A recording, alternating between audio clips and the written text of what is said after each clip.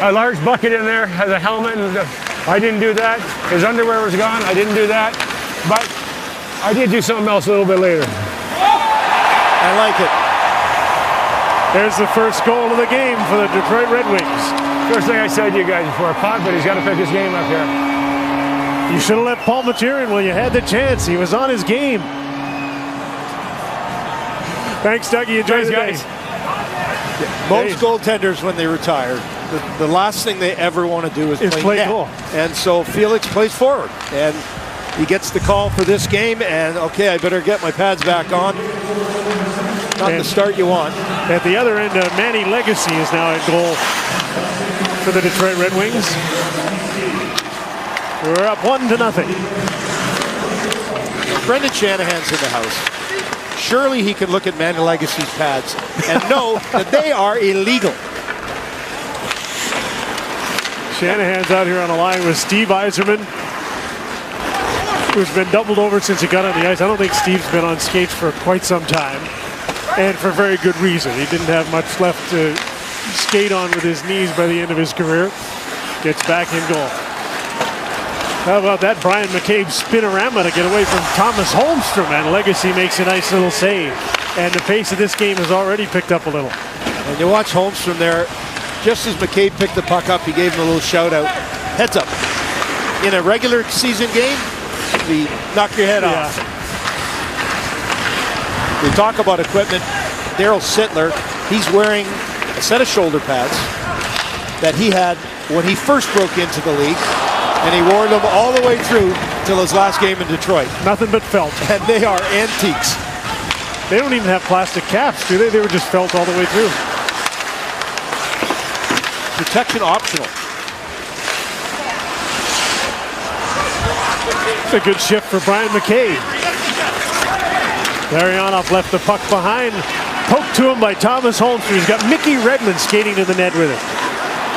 Mickey Redmond makes this team as a two-time Stanley Cup winner, and now he's got a plus because his team's up 2-0. Mickey won 2 cups. And a little slide for Chelios. That was pretty good. And a threat by Domi.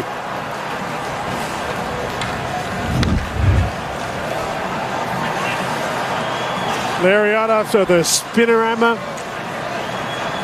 And Chelios beats Potvin for a 2-0 lead. And what a celebration. All right, here's Scott.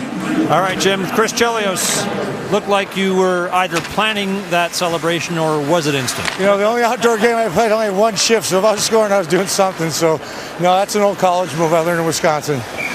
Ty Domi threatening you after? Yeah, another minus for Ty. He should be used to it by now, but no, I'm still afraid of him, though.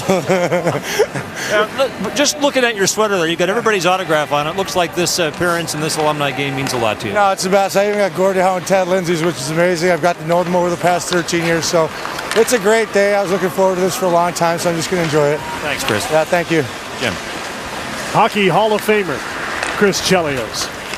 Yeah, he had some other moves at Wisconsin. Anytime that you would get into some sort of an altercation, a 5-on-5 kind of, you drop your gloves and hold on to each other, he would skate around and take your gloves and throw them in the crowd.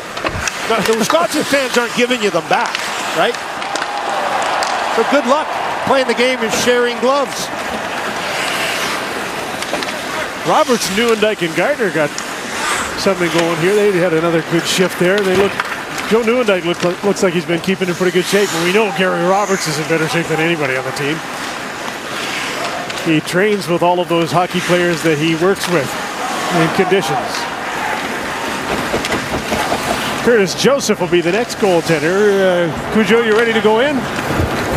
Oh, yeah. Well, trying to stay warm out here. What did you make of Mike Palmateer's performance? Oh, unbelievable. He stood on his head out there, had some fun, and showed us all how it's done. Did it remind you of me, Cooch? He reminded me of vintage Mike Palmateer when I was a kid. He was awesome. So now we were just talking about how most goaltenders, when they get to this stage after they retired, just don't want to do anything else but play goal. Do you still play at all, or do you play forward when you go out? Well, I play forward when I go out. It's tough to go in net. Everybody wants to score on you, and it's It's tough to go down and get back up all those times, so I like to play forward.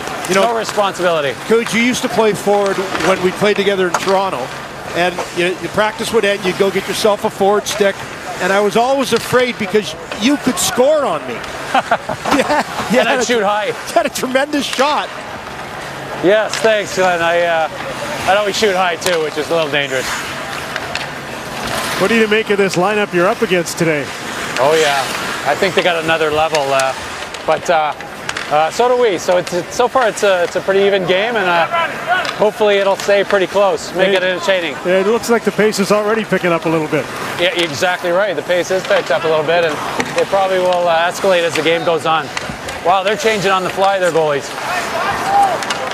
They're just doing that to keep warm. Yeah, they're doing that to keep warm. We got a different strategy. We like to be cold. Well, be a stone wall when you get in there, and thanks for joining us. Yeah, sounds good.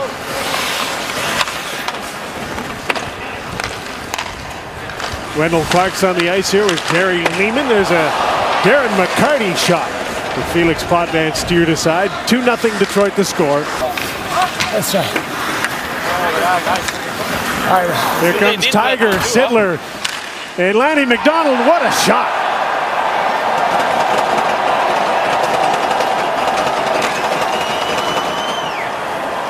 So the Leafs get on the board, and the elder statesmen of their team get them there.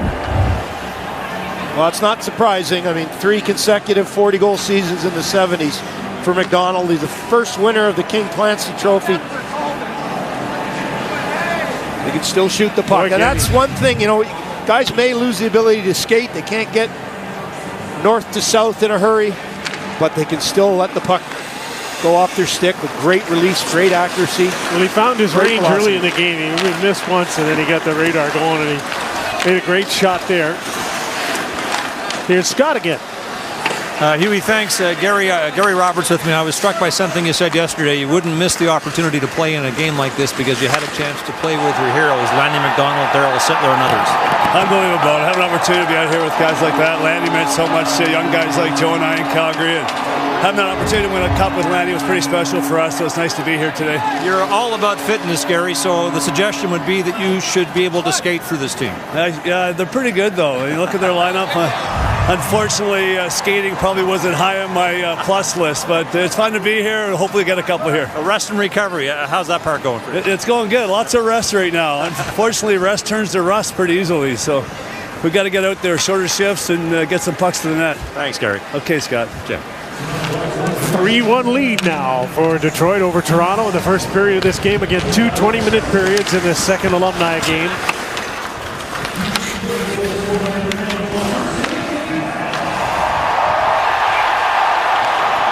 There's number 4. Leafs are going to have to turn it up a notch because this Red Wing crew is pretty good.